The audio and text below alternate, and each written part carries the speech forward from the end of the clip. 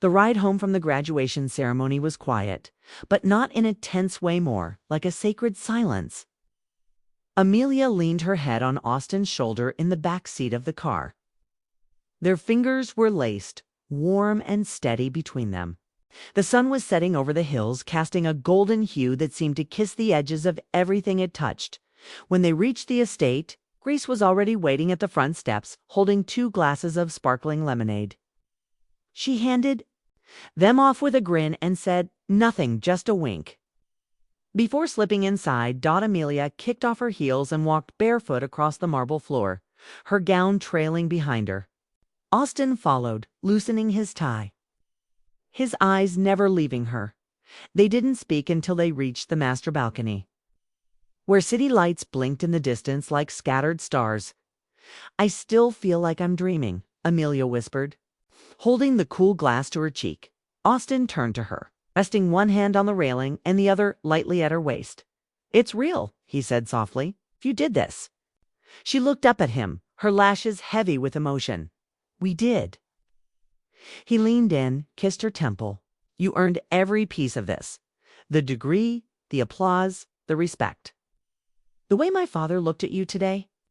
She smiled faintly, recalling the proud nod Austin Sr. had given her after the ceremony, like she wasn't just welcome, but belonged.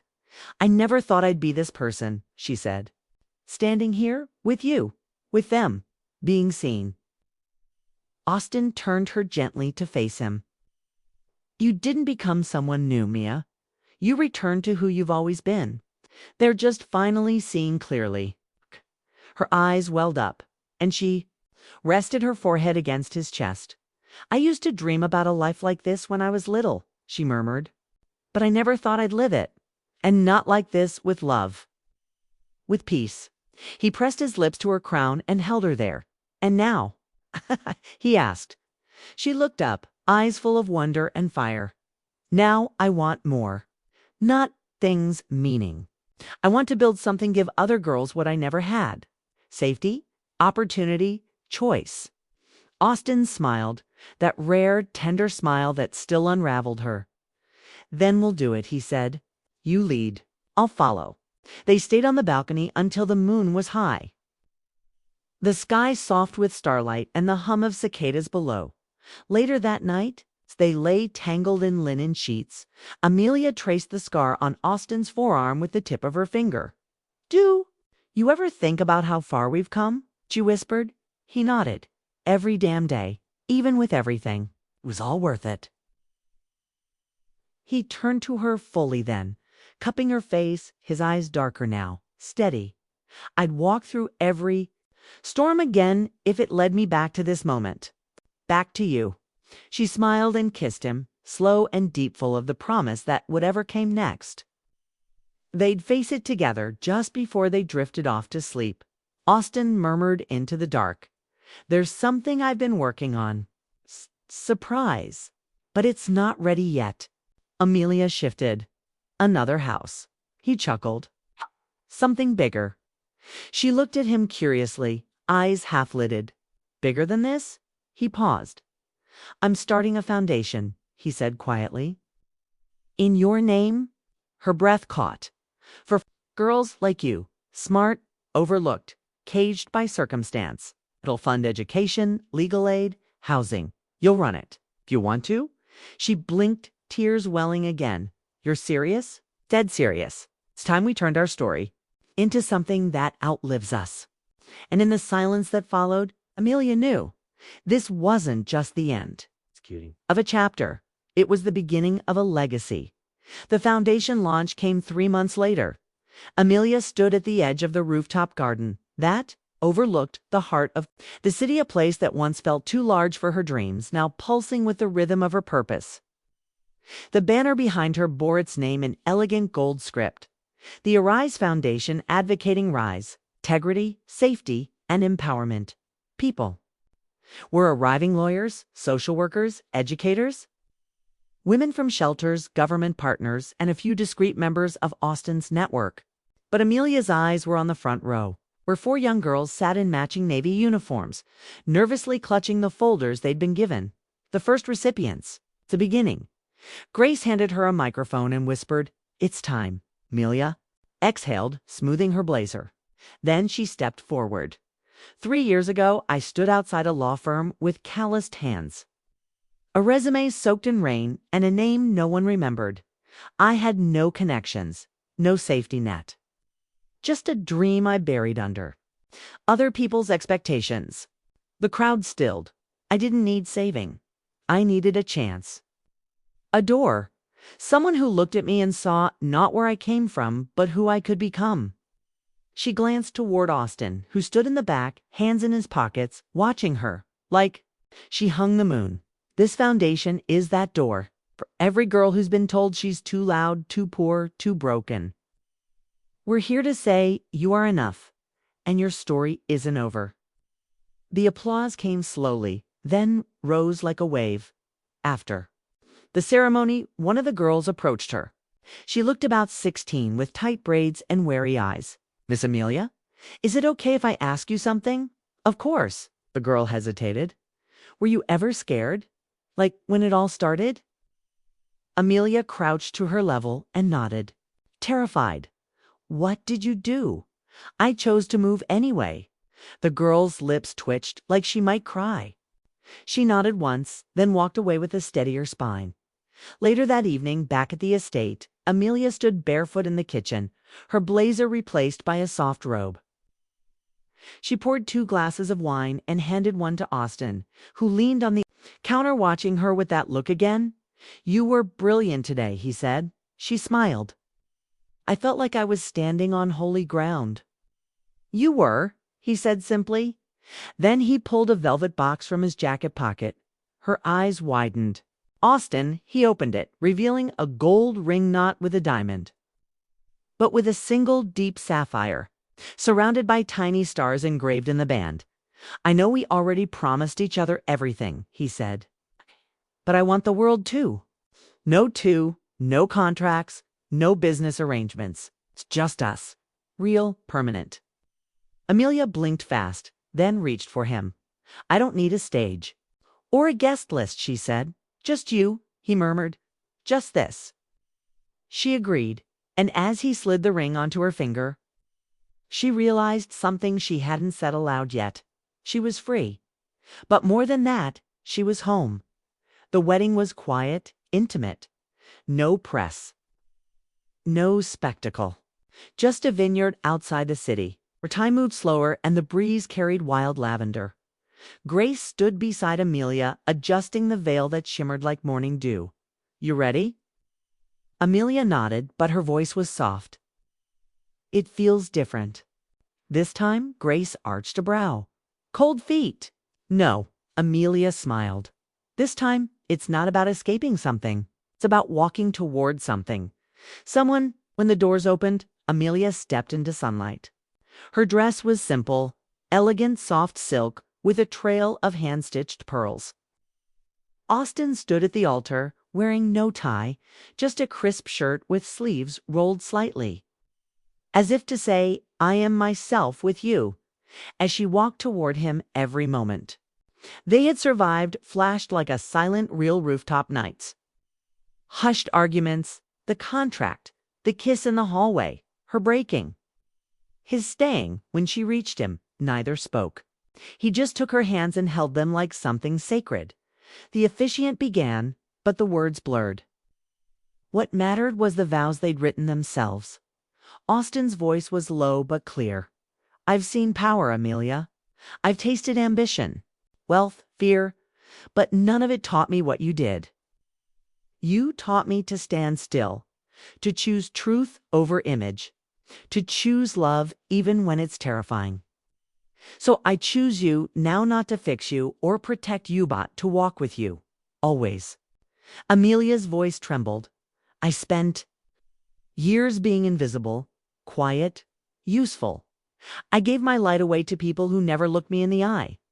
But you," she looked up at him, tears glinting, "you never flinched when I burned. You let me rise. So I promise you this, I won't shrink in this love.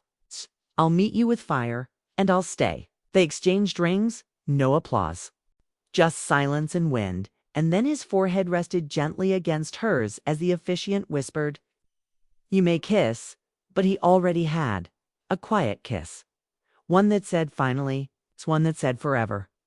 That night, under stars and soft jazz, they danced on the grass barefoot, a circle of lanterns flickering around them. Grace stole a photo. Sienna cried. Mrs. Vexler smiled from a distance, finally seeing not a merger, but a marriage.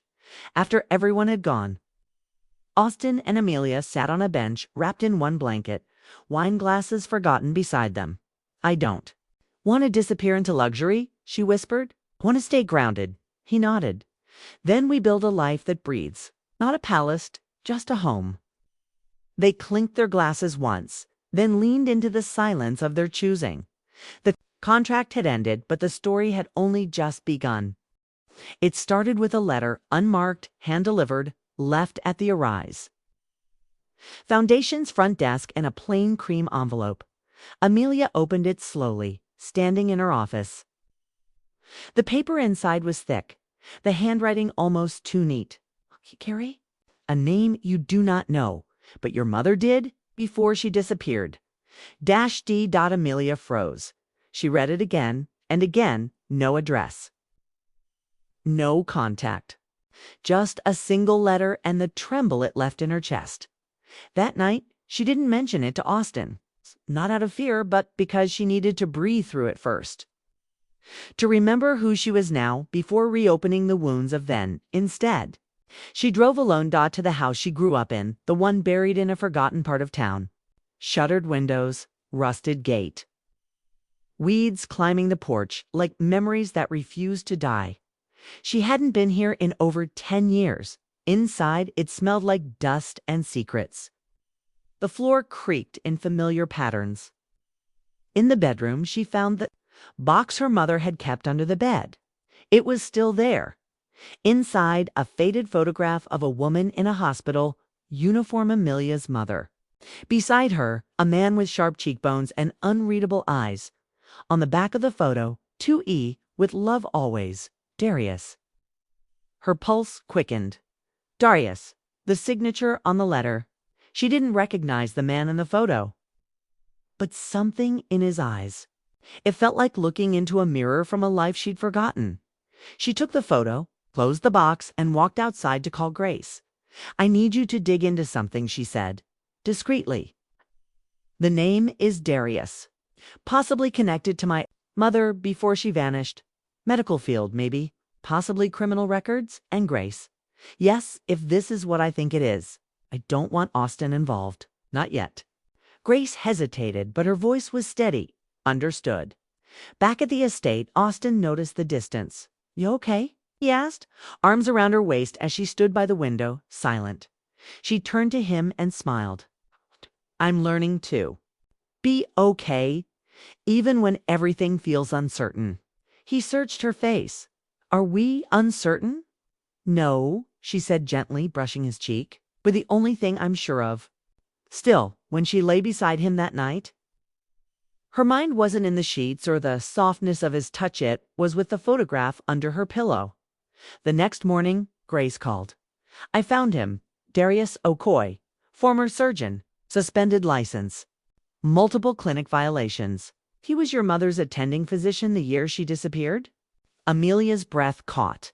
"And now he runs an unregistered health shelter in the outskirts of the city, off the books. It's barely traceable." "But Amelia—" "What? It's listed as the emergency contact for you. Has been for years." Amelia stared at the phone.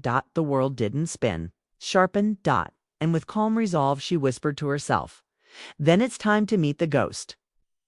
The shelter was hidden behind a faded mechanic shop, past the edge of the city where streetlights gave way to dust and wire fences. Amelia stepped out of the car alone. The photograph tucked inside her coat pocket. A volunteer opened the door for her, eyeing her tailored jacket and hesitant posture. "I'm here to see Darius Okoye," she said quietly. The woman hesitated. "Do you have an appointment?" "No," Amelia replied. "But he'll see me." Something in her voice, not arrogance, but certainty, made the volunteer nod and disappear into the hallway. Minutes later, he appeared. Darius Okoye, older now, hair graying at the temples, a limp in his left leg. But his eyes were sharp, and when they met hers, the air changed. He didn't smile, didn't speak, just stood there, staring at her like she was a ghost he wasn't sure was real. Amelia stepped forward. Slowly, "You know who I am," she said. He exhaled. "You look like her, my mother." He nodded once, but didn't soften. "Elaine, you were her doctor." "I was more than that," he said. "But you already know that, don't you?" She pulled the photograph from her pocket and held it out. "You were listed as my emergency contact. Why?" Darius didn't reach for the photo. His hands trembled at his sides. "Because she asked me to," he said quietly. "Before she disappeared, Elaine came to me, scared she had found something she wasn't supposed to. In the hospital records, in the foundation's donors. She knew too much. And then she vanished." Amelia blinked. "You think she was?" "Silenced? I think she tried to protect you." His voice cracked just slightly. "And I think I failed both of you." Silence fell between them. Dust hung in the air like suspended time. "Why didn't you come for me?" she asked, voice barely above a whisper. "I was warned," he said, "told to stay away. And when I finally tried, you were already in the Wexler system. With them. Too protected. Or too dangerous to approach. I watched from a distance. Made sure your name stayed out of certain files. I signed that contract to stay silent. But I never stopped looking." She studied him. His guilt was real. "But so was her ache. You're not my father," she said. "No." He shook his head slowly. "But I loved your mother. That I would have. Raised you as my own." Amelia looked away, her throat thick. "I have a husband now," she whispered. "A name. A future. I came here. Not for answers. But because I needed to decide whether this part of my story still had power over me." Darius stepped forward then, carefully, like approaching a wounded bird. "And what did you decide?" She looked him in the eye. "That I'll write my own." Ending, later that night, Amelia sat in the dark by the window of their bedroom, holding the photograph again. Austin stirred in bed. "You're thinking loud," he murmured. She turned to him, finally ready. "Austin, I need to tell you about Darius." His eyes opened fully, and she told him everything. He didn't interrupt, didn't judge. When she finished, he stood, walked to her, and knelt at her feet. "You didn't owe me that," he said, "but I'm glad you trusted me." She touched his hair, her fingers trembling. "I don't want my past to define our future," she said. "It won't," he promised.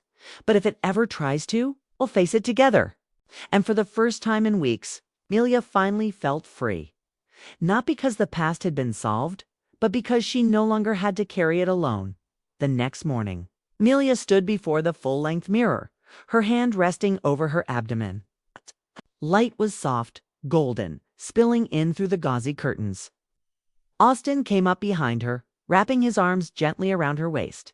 "You slept," he whispered, kissing her temple. For once, she murmured back, "I feel lighter." I stood there for a long moment, just breathing, holding on to the silence. Then her phone buzzed. She checked the screen. A message from Grace. "Mrs. Wexler, we have a problem. There's someone here asking questions about your mother. Says he's a journalist and he's brought photos." Amelia's breath hitched. Austin caught the shift in her expression. "What is it?" She showed him the message. His expression hardened instantly. "Want me to handle it?" "No," she said, straightening her shoulders. "I need to." At the foundation, Grace met her in the hallway with a tight, unreadable expression. "He's waiting in the conference room. Says his name is Jonah Cale. Freelance British accent. Very persistent." Amelia nodded and walked in.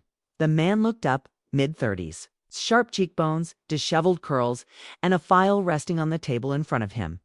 "You're Mrs. Wexler." "I am." "Jonah Cale, investigative reporting." "Don't worry.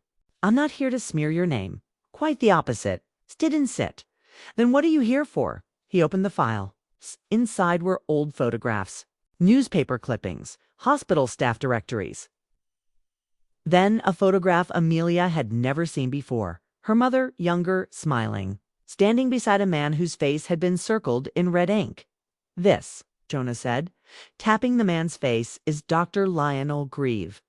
He ran the oncology research department at the time your mother disappeared. He also received heavy donations from an anonymous trust, one that, oddly enough, links back to Vexler Pharmaceuticals." Amelia's heart sank. She had heard the name Grieve before, briefly, in an old annual report her mother had filed. Right before she vanished, Jonah continued, his voice low, urgent. "I think your mother uncovered something. Trial results being falsified. Patient consent forms destroyed. And I believe her disappearance is connected to it." Amelia finally sat. "You want me to do what? Open an investigation? Speak out publicly? Risk the board's wrath? My family's name? No," Jonah said. "I want you to help me finish what your mother started. Quietly, carefully. I believe she left clues. You're the only one who can connect them." Amelia stared down at the photograph. Her mother's eyes, fierce, full of quiet determination, stared back. This wasn't just about the past anymore. It was about justice. That night, she told Austin everything. Again, he didn't flinch. Instead, he reached for her hand and said, "Then let's burn down the lies, together." The next morning, Amelia sat in her study, the old foundation archive spread out across her desk. Austin entered quietly, placing a cup of tea beside her. "You've been up since dawn? Couldn't sleep?" Her fingers hovered over a yellowed folder labeled Patient Trials -2009. "There's something here, Austin. My mother knew it. She left this behind for a reason." Austin sat across from her, eyes steady. "Then we follow the trail." But not alone. As if on cue, Grace entered, holding a secured laptop and a slim silver flash drive. "Jonah sent this last night? Said it's the whistleblower interview your mother recorded weeks before she disappeared." Amelia's heart clenched. They connected the drive. The screen flickered to life. A grainy video. A hospital break room. Her mother, younger, visibly tense, sat across from a woman in scrubs. The woman's voice was shaken. They altered the numbers. Patients were dying, and they hid it. "Dr. Grieve told me to stay quiet, or I'd be blacklisted. I tried to go to the board, but they erased my badge entry logs. Said I never even worked there." Amelia's mother leaned forward, voice steady. "I'll protect you. I'll get this out, even if it costs me." The video cut. Silence filled the room. Austin whispered. She knew she'd be silenced. Amelia looked at Grace. "I need every record my mother touched. Every copy she made, even drafts." Grace nodded and left. Amelia turned to Austin. "If I push this, the Vexler name could fall. I could lose everything. You could lose everything." Austin reached for her hand, his voice firm. "I didn't fall in love with your name, Amelia. I fell in love with your fire," she exhaled. Nodding, then her phone buzzed. A text from an unknown number. "Stop digging, or you'll end up like her." Austin saw it too. His jaw clenched. Amelia's eyes hardened. She stood, walking toward the window overlooking the city. "No," she said, "I won't be afraid." Later that night, Jonah met them at a hidden cafe on the edge of town. Dim lights, no cameras, just hushed urgency. "I traced the anonymous trust to a shell company in Zurich," he said. "Guess whose name is on the board? Robert Vexler." Austin froze. "My uncle." Amelia's voice was cold. "He knew." Jonah nodded. "Your mother must have been getting too close. That's why she vanished. And now you're next." Amelia didn't blink. "Then let's finish this," she said. "Let's uncover every name, every lie, and let the truth ruin them." Jonah handed her a final file. "This is the list of people tied to the shell company." Amelia opened it, and There at the top was the name of the current chairman of the Wexler board, the man who had hugged her at her wedding. The man who had called her daughter. Austin whispered, "My father." Amelia's breath hitched. The folders slipped from her fingers and landed on the floor with a soft thud. The name stared back at her like a wound. Gregory Wexler. Her father-in-law. The man who had toasted at her wedding with teary eyes, who had welcomed her into the family like a daughter, who had kissed her cheek and said, "You're the best thing that's ever happened to Austin?" She looked up at Austin. He was still pale, as if the ground had shifted beneath his feet. "No," he whispered, shaking his head. "There has to be a mistake. My father, he wouldn't." But the evidence was irrefutable.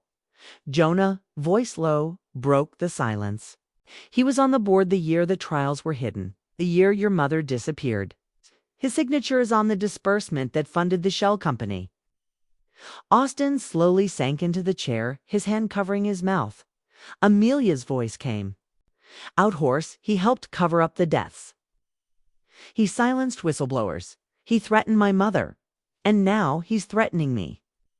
"I'll confront him," Austin said suddenly, standing. "Tonight." No, Amelia's tone was sharper. Then she intended. "You're his son. He'll twist it. We need more proof. More eyes. If we go now, he'll shut everything down before we can move." Jonah nodded. "We leak this to the right people. Let the pressure mount." Amelia stepped away from the desk, the weight of everything pressing down on her. "Then we take down the board. All of them. Not just my father-in-law.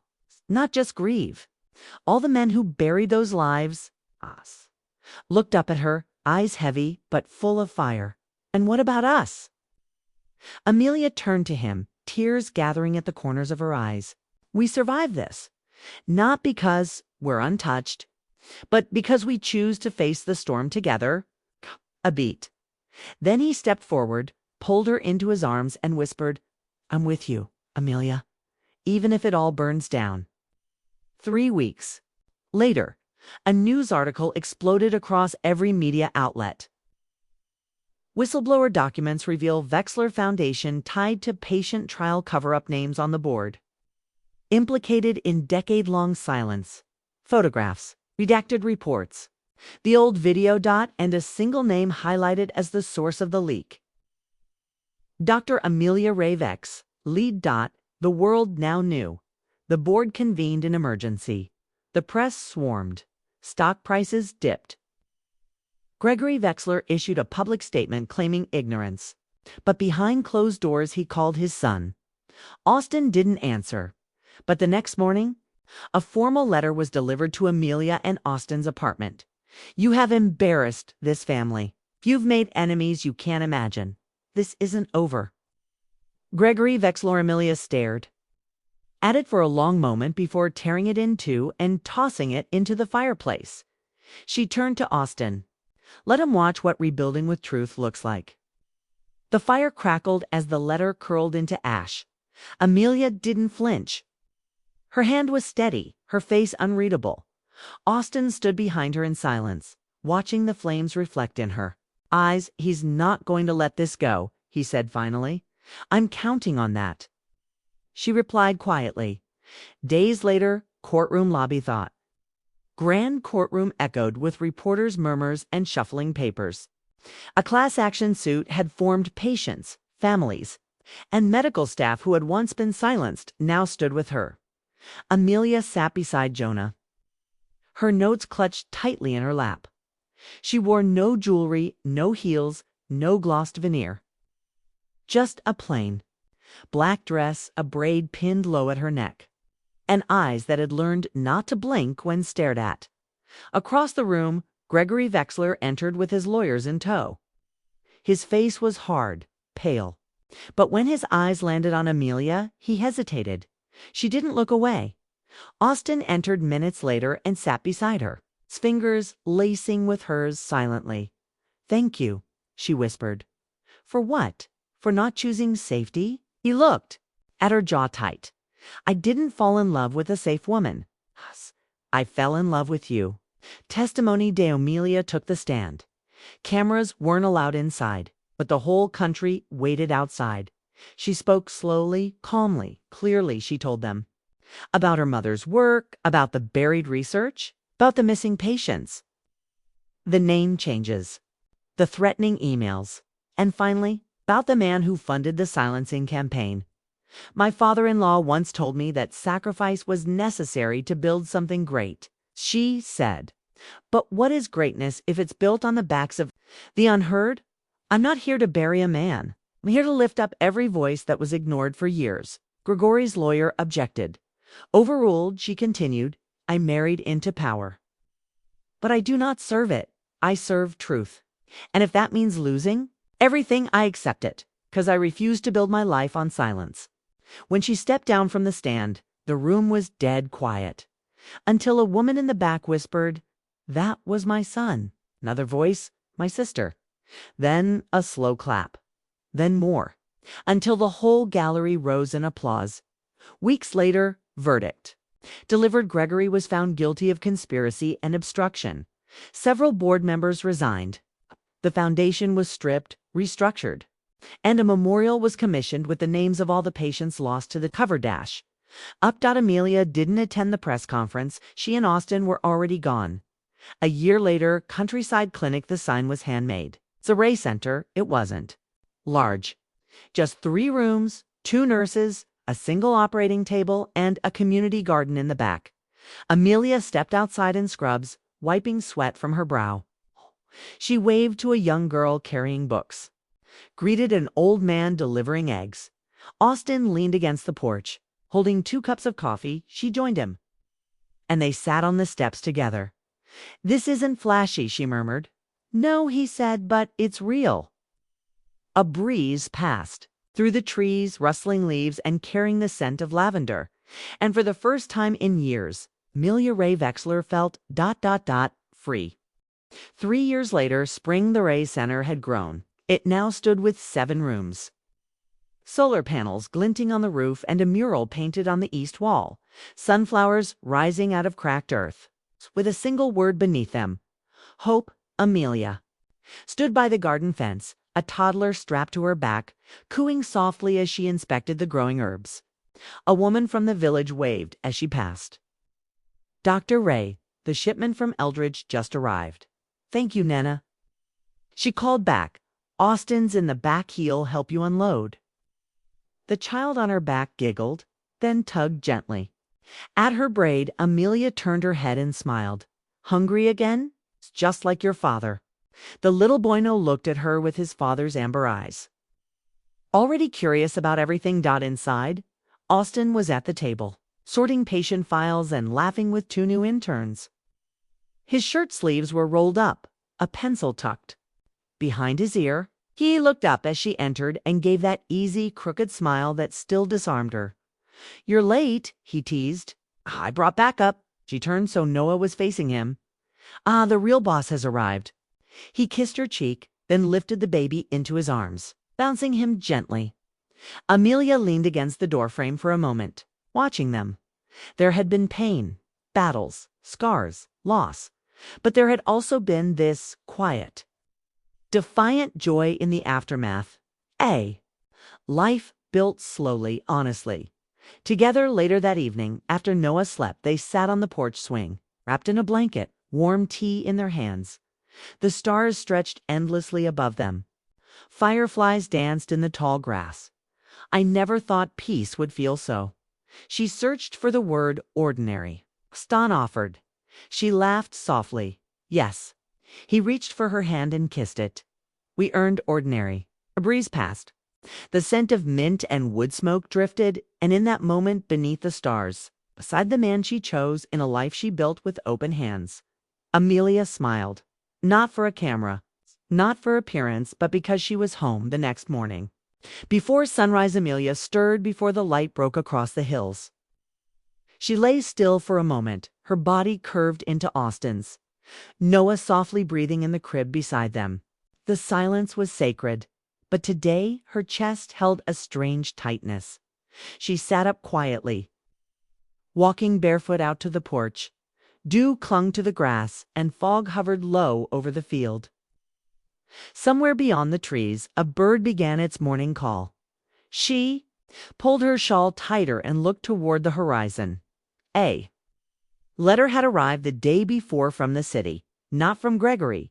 He would never write again, but from the foundation's new director, someone she'd helped appoint during the inquiry.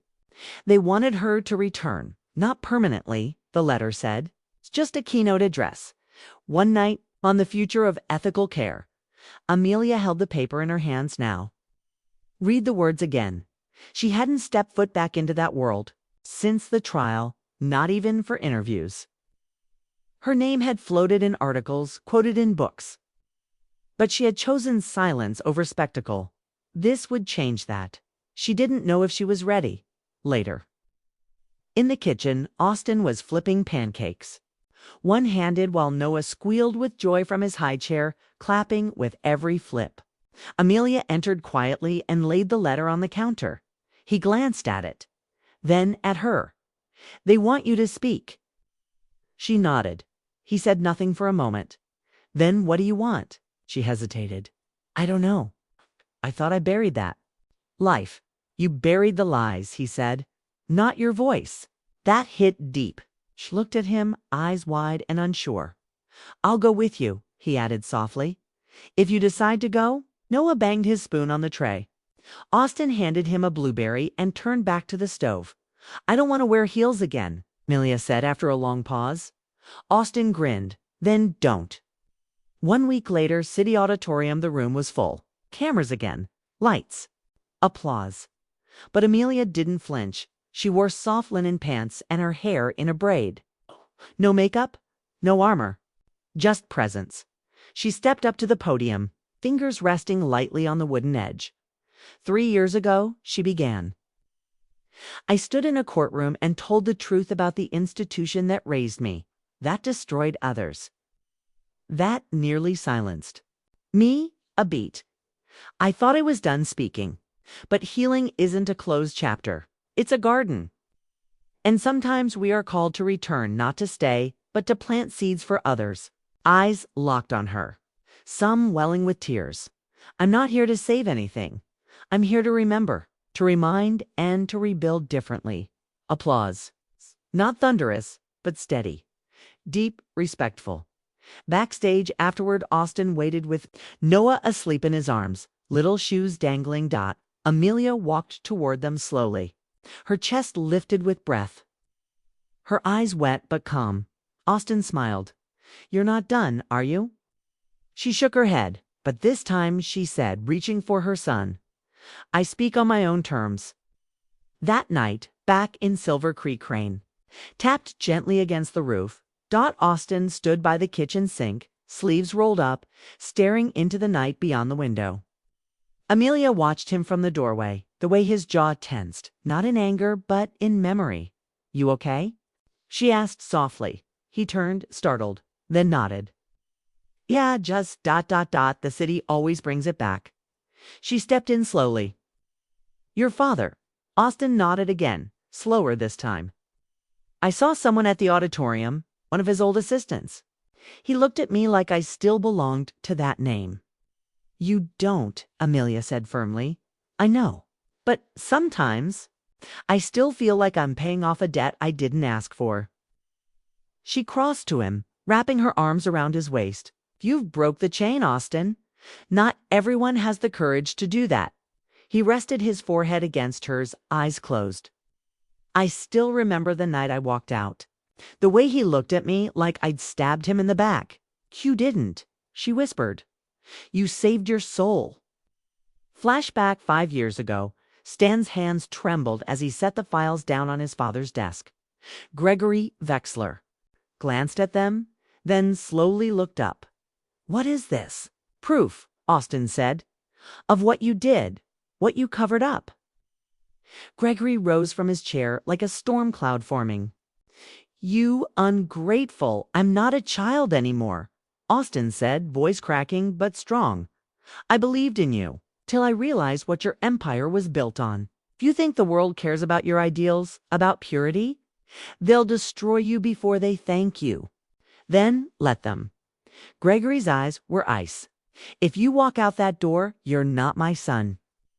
Austin turned the knob. Then I hope one day you learn what it means to be a father.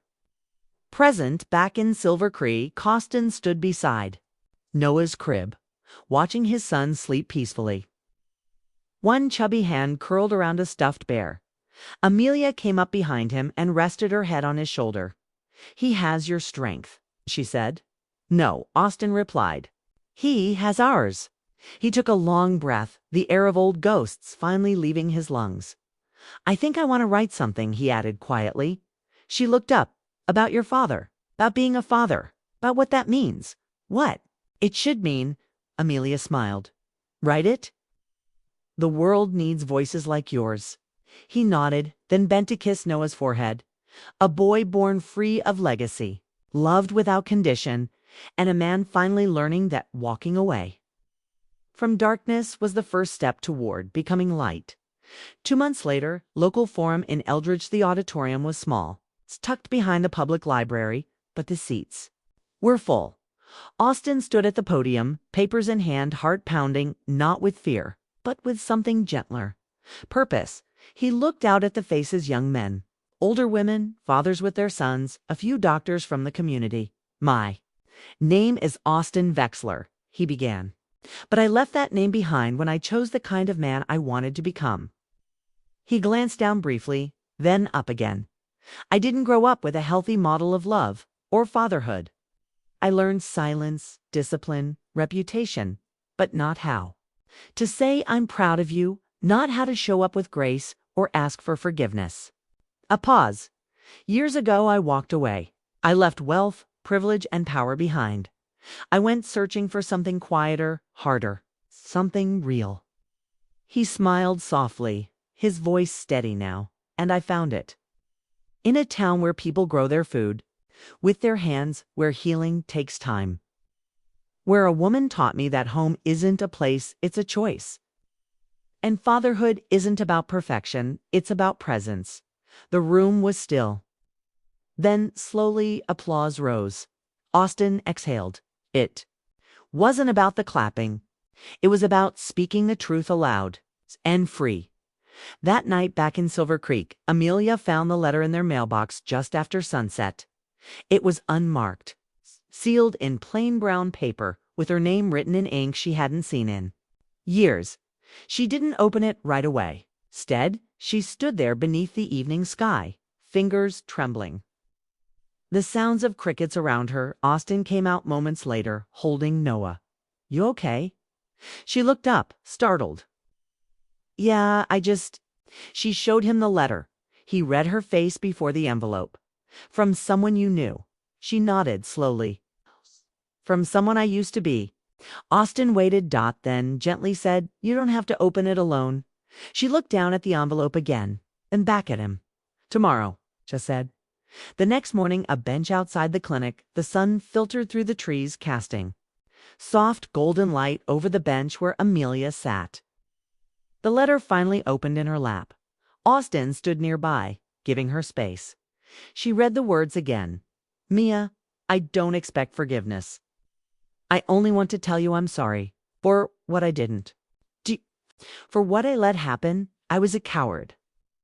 But I never stopped wondering about you. I heard you found love, a son, a life. I'm glad.